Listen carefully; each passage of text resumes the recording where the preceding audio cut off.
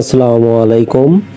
আমরা বিশ্ব রোড দিয়ে এইমাত্র 0 পয়েন্টে এসে পৌঁছলাম। রাস্তা ভালো থাকলে যে কোনো যানবাহনে ঠিকমতো চলাচল করা যায়, কষ্ট হয় না। সেটা ভ্যান গাড়ি হোক, তাতেও কোনো সমস্যা নেই। আমরা ইতিমধ্যেই 0 পয়েন্টে প্রবেশ করলাম। আমরা কোয়ে বাজারের দিকে যাচ্ছি। আমি আর মিজান ভ্যান চালাচ্ছে আর আমি পিছে বসে আছি। তাই ভাবলাম একটু ভিডিও করি, কিছু স্মৃতি তুলে ধরি, কিছু প্রাকৃতিক দৃশ্য আপনাদের মাঝে তুলে ধরি। আমরা কোয়ে বাজারে পৌঁছানোর মতো হয়ে গেছি।